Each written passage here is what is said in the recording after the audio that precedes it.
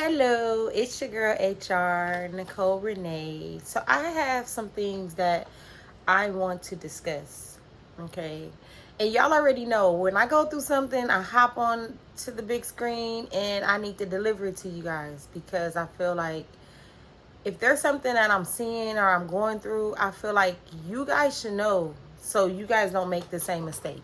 It's very important that us as people, we go through things, we learn, and then we bring it back to help other people be able to get through the challenging situation, because it just defeats the purpose to go through something that's challenging and not spread it or not tell people about it to help them prevent from going through the same problems. So anytime that I experience something, I like to come and bring it to you guys so you can know exactly like what I went through. Okay. And sometimes you learn from the stuff that I bring, sometimes you won't learn. But most importantly, we would have an idea of, me being HR, what I go through, what I experience with people.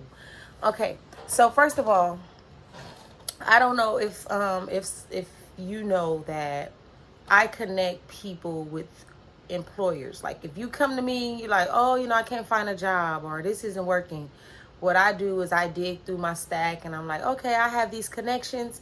I can help you get in, do these things. Okay. Now on this particular occasion, I don't know if I fell through the loop or if I didn't cover everything. So I don't really know if it's my fault. I don't know, but maybe you can be the judge of that. So I went above and beyond for, I would say, a friend. It's an associate. It's somebody that I had a relationship with or whatever.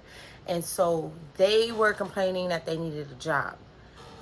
What I do, come to the rescue, like any other time, came to the rescue, gave her a referral to a company that I knew a operations manager for, and she got the interview, right?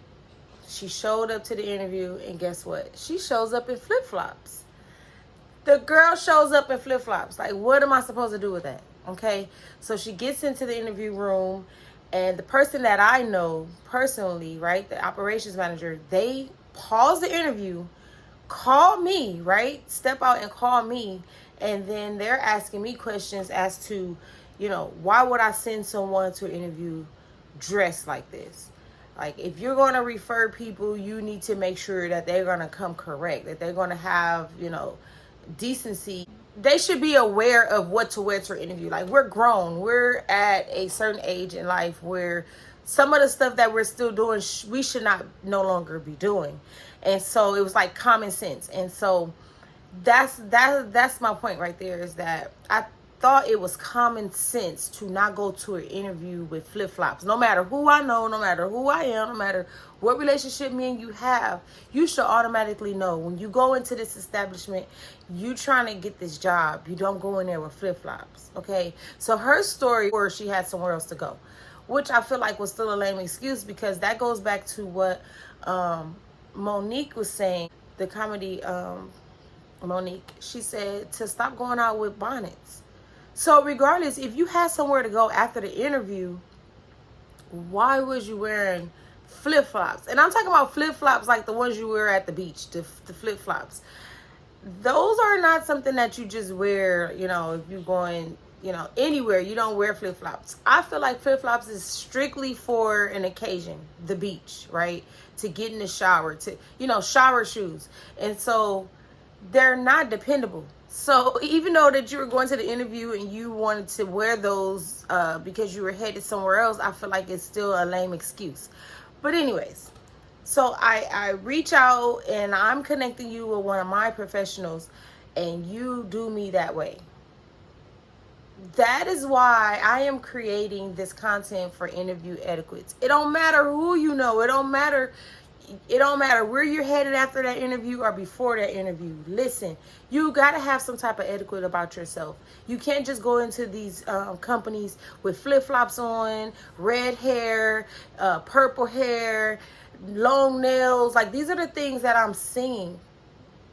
I can't be referring you if you're showing up like that. You cannot do that. At least have some decency to know that companies are they're structured and they have a culture that they're trying to uphold. So you have to be aware of what you should wear.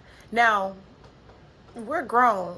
Do I have to tell you what to wear to an interview? Like, really? Like, if we're at that point where I still need to tell you what to wear to an interview, I either feel like you need to be your own boss. Maybe you need to be an entrepreneur, have your own business to where you can wear whatever you want to wear.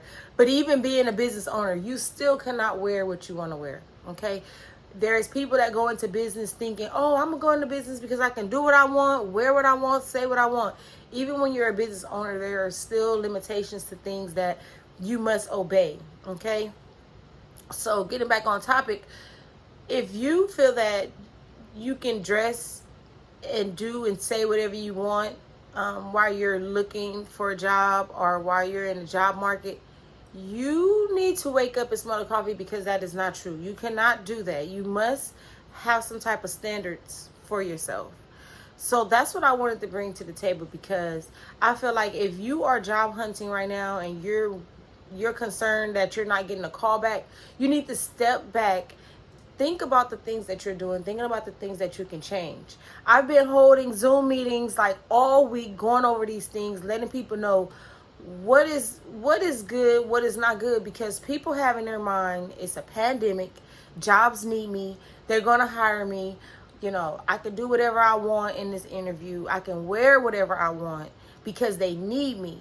And guess what? Let me tell you, okay? I am HR and I see it every day.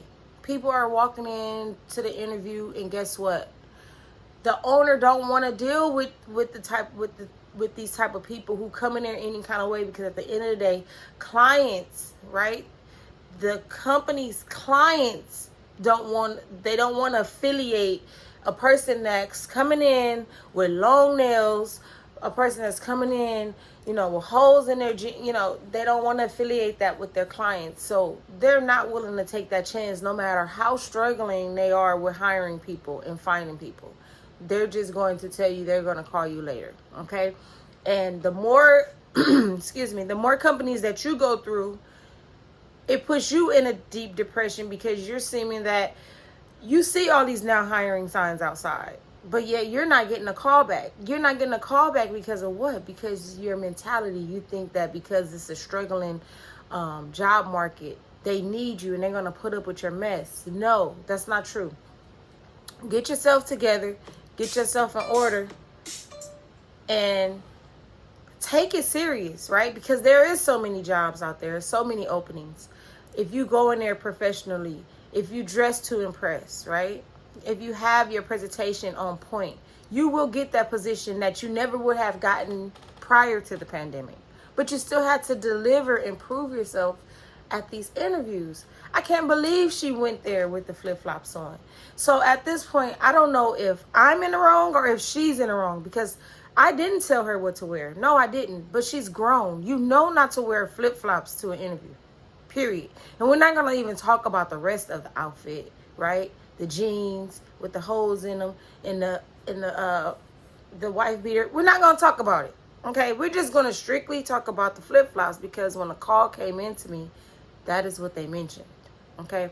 So let me know if I'm wrong for not telling her what to wear, or is she wrong for wearing the flip-flops? Because right now I'm confused, right? So now when stuff like that happen, I have to go behind the scenes, talk to the person I know. I have to talk to the operation manager, tell them to give me another chance, because I may have someone else come along who need that job, or who I need to connect with him on the next go round. But since she messed it up, she went there with flip-flops, and the whole entire company seen her with flip-flops, and he's interviewing her with flip-flops. That's a big issue. That is a big concern. So I have to do extra work when I send people to these companies and they don't deliver the way that they're supposed to deliver. They don't present themselves professionally. Then I have to go behind the scenes and do double work to make sure that my clients are the people that I know I need to make sure that it's smoothed out and they don't get their feelings all involved, because sometimes they think, oh, well, you're connecting, you're bringing applicants, you're bringing candidates because you know them. Basically, if you wasn't related to me, you have a better presentation. But because you know me and I know the company, it's kind of like, oh, yeah, I'll go in there with flip-flops. I'll wear whatever I want because I know this person knows this person, and, they're not going to trip. So basically, I do need to get the candidates together, the people that I refer. I need to get them in order, because if you're going to go into those job interviews and you're going to be wearing flip-flops and jeans and you think that the company is struggling, we need to talk. We're doing good on revamping your resume, but now when you show up, your resume doesn't match up with your presentation, because your resume is super professional because I revamped it, right? But now your whole presentation is unprofessional. Both needs to be matching, okay? It needs to add up, okay?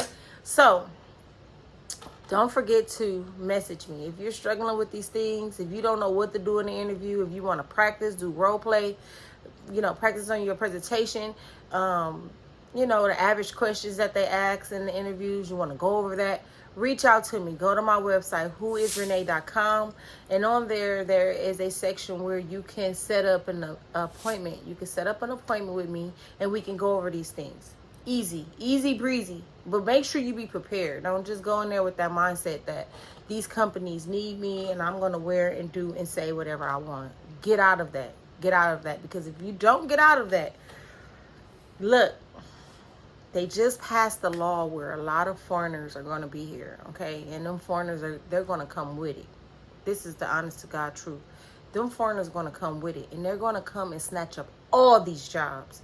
So for these Americans to be here with their ego and their arrogance, the foreigners are going to come, they're going to sweep out all the jobs. So my thing is, let's take this serious. Let's be serious. Let's do what we got to do to get these jobs. You can be anything you want to be right now. Anything you want to be. Anything. If you ever wanted to be a cop, you can be a cop right now. Okay? A lot of these companies have minimized the standards, but they're not taking anybody. If you're going to come with your BS, they're not going to go for it. Okay? So, reach out to me. Let's collaborate. Let's get on point. Let's get this together before it's too late.